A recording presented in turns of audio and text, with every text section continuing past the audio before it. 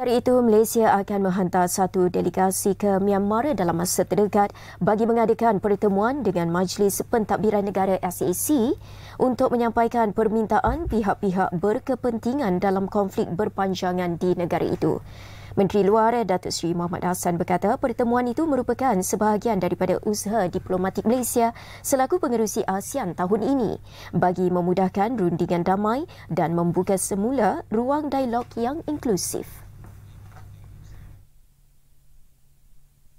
Di Myanmar ini dia bukannya seperti di tempat lain krisis antara puak A dengan puak B.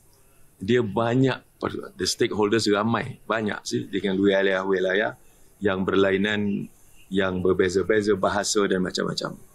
Jadi ini menyukarkan untuk kita membuatkan rundingan. Tadi semua rakan-rakan kami, menteri-menteri luar ASEAN bersetuju dan yakin bahawa kita perlu pastikan supaya usaha untuk kita membuat engagement dengan pihak-pihak yang bertentangan di Myanmar ini diteruskan, insyaAllah. Tegasnya, meskipun ASEAN mengamalkan prinsip tidak campur tangan, krisis di Myanmar kini memberi kesan langsung terhadap keselamatan dan kestabilan rantau, termasuk isu pelarian dan jenayah rentas sempadan. Masalah di dalam Myanmar tersebut telah pun menjadi masalah kepada negara ASEAN.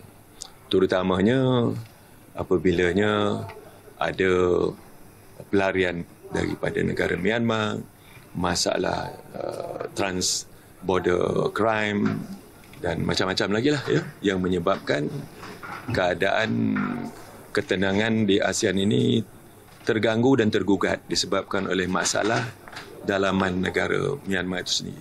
Myanmar kekal digantung daripada mesyuarat peringkat tinggi ASEAN berikutan kegagalan kerajaan pimpinan tentera itu melaksanakan konsensus 5 perkara yang diterima pakai oleh ASEAN pada 2021 bagi menangani krisis berikutan rampasan kuasa.